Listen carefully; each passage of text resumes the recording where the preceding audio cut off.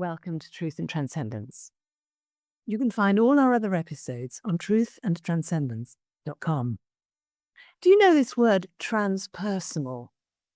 It actually means, well, in many ways it means spiritual. But if I read out the Wikipedia definition of it, which is the transpersonal is a term used by different schools of philosophy and psychology in order to describe experiences and worldviews that extend beyond the personal level of the psyche and beyond mundane worldly events. It has been defined as experiences in which the sense of identity or self extends beyond or trans the individual or personal to encompass wider aspects of humankind, life, psyche, or cosmos. So, if you've switched off already as a result of me reading that out, I don't blame you, because transpersonal is a word that is used in academic circles and psychology and psychiatry circles, and these formal definitions are used to describe what it actually means. But I never really felt that going beyond the self was such a formal or such a stiffly defined matter. And which is one of the reasons why, some years ago, when I was working as an executive coach, working with senior leaders in large organizations, I decided to do a little inquiry. Because when I went in and worked with these people, the frame or the context for the work was humanistic. And broadly, that meant ideas like, if you want to transform your life, you start from yourself. You start from yourself. If you can transform yourself, you can transform your life. So this idea that when we grow and when we transform, there's a beneficial ripple effect out into our individual lives, and it also affects other people's lives positively, which can then positively affect our organizations, communities, and so on. And I still find that a very, very useful point of view. It is very much focused on the individual self, though, and it is really looking at what can I or what can you do with ourselves as individuals in order to improve things or grow or expand. Very, very, very useful. But of course, in the work I was doing, one of the first things I noticed was that the people I was working with tended to be slightly unusual as compared to other people in their organizations. There was a quality about them that was a little bit different. And I noticed that these people kind of self-selected themselves when I met them. The people with this particular quality tended to find the idea of working with me appealing, and the people who didn't have this particular quality were less drawn to working with me and found the idea less appealing. And as I worked with these people over years, I discovered that this was something to do with their connection with their own spirituality. So that the people who had a connection with their own spirituality tended to be more interested in working with me than the people who where that was less of interest to them, or less something that actually connected for them or resonated for them. And it took me a while before I realized this was what was happening. Once I'd gone past ego reactions of, well, surely everyone should want to work with me, and realizing that was bonkers. And moving on from there, I then started, well, okay, what is the difference here?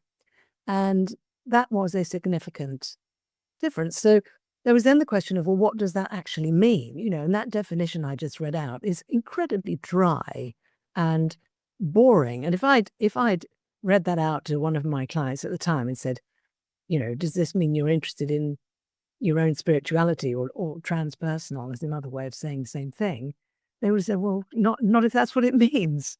So I conducted some interviews with the people I've been working with and asked them what the transpersonal actually meant to them. And when I then crunched the information that came back, what dropped out was a series of quite simple ideas, which to majority of these people, they felt that for them, those notions and those practices and those ways of being to them were spiritual. That it was their particular take on what spiritual was for them, how it manifested for them in their lives, how they embodied that in their lives. So I'm going to share with you what these were. There's more detail about this in the ebook, which I did write as a result of the inquiry, which you can find on my website, beingspace.world. And you can happily go on there and have a look and read it. But I'm just going to give you these key ideas that drop through. And as you're listening to this, maybe you'd like to consider, do some of these resonate for you? Are these an accurate or a resonating way of describing some of what for you is your spiritual embodiment? And if not, I wonder what yours might be. Because I only interviewed a few people. I only had the capacity to work with a limited number of people because I was seeing them for, full days, at least once a month, and for usually over a year, maybe a couple of years or 3 years. So I didn't work with hundreds and hundreds of people in this way. But so what that means is that my data set is limited. This is what these people had in common around what the transpersonal or the spiritual actually meant for them. So there were some really interesting things that came out. So one really an overview comment that came through everybody was this kind of notion of an expanding capacity to joyfully appreciate life. What people today might call gratitude. There's this movement now around gratitude, where we're all being grateful for the opportunity to be grateful, for having gratitude about what we should be grateful for. It's a whole thing now. But at the time when I conducted these interviews, that wasn't the case. So this idea about having an expanding capacity to joyfully appreciate life is a beautiful idea, I think. It's not the same as deciding to actively be grateful. Is a different thing. It's a more inherent way of being. It's a natural capacity, almost like we all have a natural appetite for certain foods, let's say, or certain activities that we just naturally enjoy and we appreciate. So if we consider that natural appreciation and capacity to enjoy that to be expanded to just literally life itself, all of life itself, and for it no longer to be a decision or something we're practicing or transitioning towards or getting better at, but more something that is naturally expanding in us, so that day by day we are joyfully appreciating life more and more without trying to. It's a natural growth in our capacity. And allied with that, this notion of standing by our deeply held values. Standing by our deeply held values. And that means acting from them in our own behavior and also supporting that in other people. So that our entire embodiment and our way of being and our life and our choices are in alignment with those deeply held values. So rather than complaining or moaning or being upset about other people not following values, we're focusing on standing by our own deeply held values, and that's our practice. And then taking those two ideas, the expanding capacity to joyfully appreciate life and standing by deeply held values, and seeing both of those as worthy things to invest in as part of lifelong learning. So a lifelong investment in those two things. So everyone I interviewed had that kind of overview umbrella in common, which was deeply moving really beautiful experience, deeply moving that these people were sharing this with me. And if you consider that when I first met these people, it was in a business context. They were looking for a coach. I was looking for a potential client. These were not things we necessarily spoke about when we first met, because that wasn't the context within which we met. But as we worked together, got to know each other, as they flowered and blossomed as people and came to fully accept and appreciate and love themselves more fully, they became more able to really recognize these things within themselves, celebrate them, enjoy them, and then share them, which is very, very powerful. So how did this then reflect for them as leaders at work? So I'm just going to give you these 5 headings of what they told me. The first one is life's too short and there's more to life than what's on the surface. So all of these people had in common, they no longer were willing to simply deal with things and deal with life and deal with work on a superficial level. That was no longer acceptable to them. It was only acceptable to them to actually look for meaning, find meaning, encourage meaning. And again, this was something that they were embodying. It wasn't something they had to think about. It was something that was just natural for them. The second one is openness to options and intuition. So this is really interesting to me, which is for these people, something that had emerged for them is the realization all the way through them, they were fully in alignment with the idea that new ideas, strange ideas, challenging ideas, odd ideas, different ideas, unpopular ideas are really important. And they actually want to open up to considering them. So these people were actively interested in ideas and notions and options that would take them outside their comfort zone. So again, they've moved from a place of, well, perhaps I should do that. That's a good idea. It's going to be good for me, etc. To, no, this is what they now have an appetite for. They no longer stay stuck within just their ideas. And of course, intuition provides some of those interesting, challenging foreign ideas.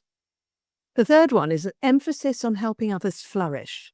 So anyone who's a practitioner will probably have this one deeply embodied already as well, which is in all decisions, in all plans, in all implementations of change programs, business growth initiatives, whatever they were doing, helping other people to flourish is a prime emphasis for them.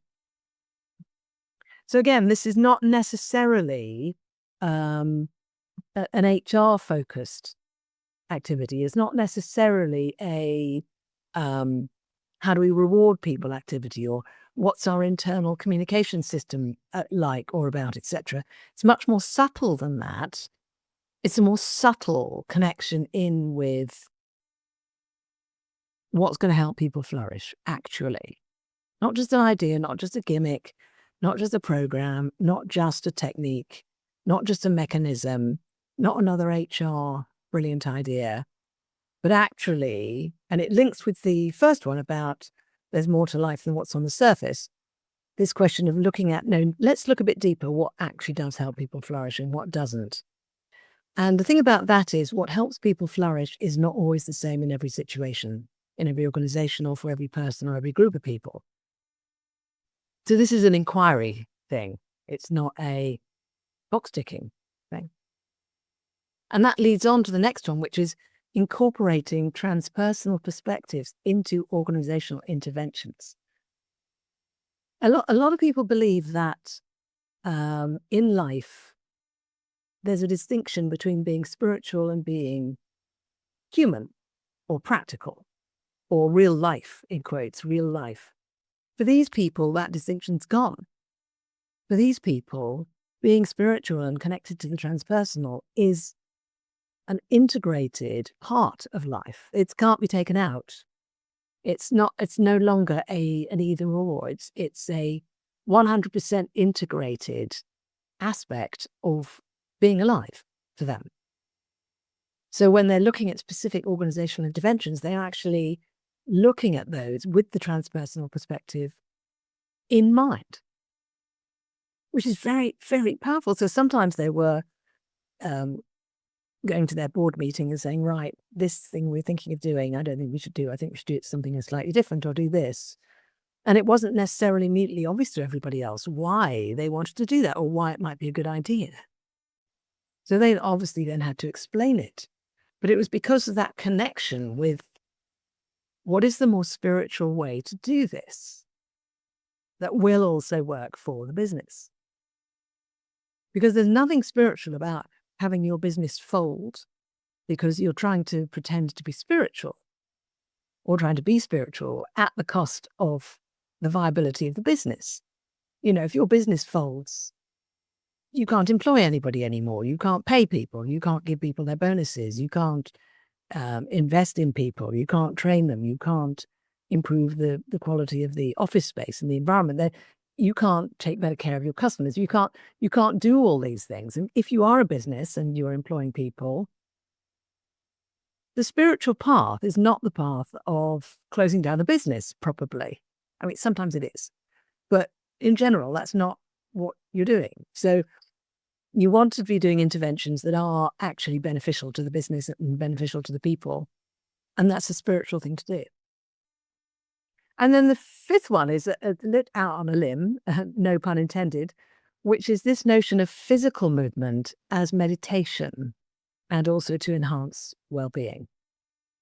So again, some of these ideas are quite new at the time that I was conducting these interviews, which must have been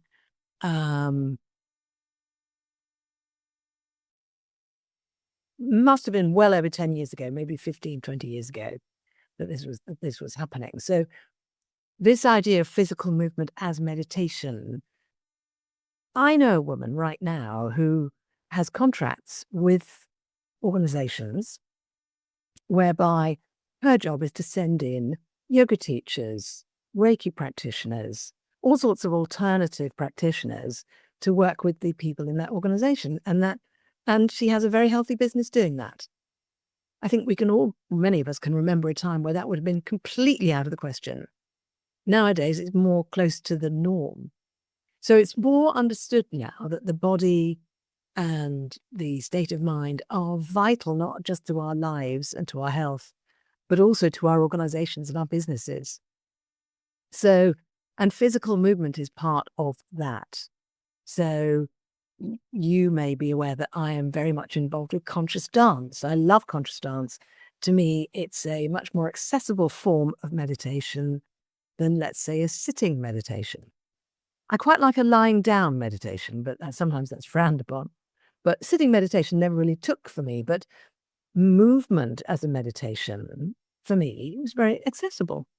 And a lot of these people who I've been working with have now taken that on for themselves. Whether that was a long bike ride where they go into a meditative state, whether it is conscious movement, whether it's a certain conscious walking practice, whether it's yoga, whether it's qigong, whether it's any of these different things, different practices that are available now as meditation and to enhance well-being. So I thought that was really interesting, and I invite you to consider for yourself what might be your top 5 forms of embodiment that you don't have to actually think about, that are natural now for you. They are how you roll, how you do your life.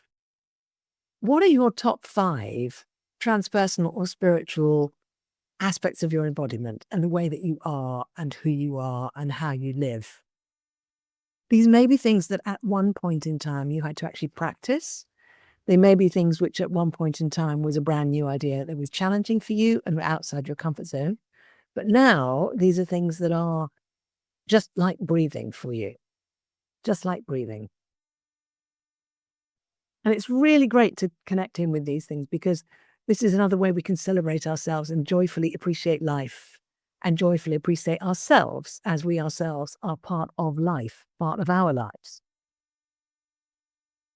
So thank you for listening and thank you for watching. I hope you found that interesting. If you'd like to tune into more episodes, please go to truthandtranscendence.com, where you can connect to episodes on whichever platform you like.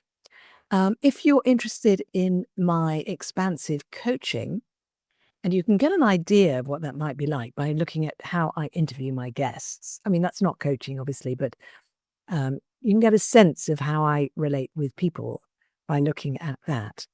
My expansive coaching is on beingspace.world, and my freedom of spirit work, which is about the inner game of freedom, or what I like to call the inner freedom movement, is on freedomofspirit.world. So enough of me wittering on about my services and offerings. Have a fantastic week, and I look forward to seeing you next time.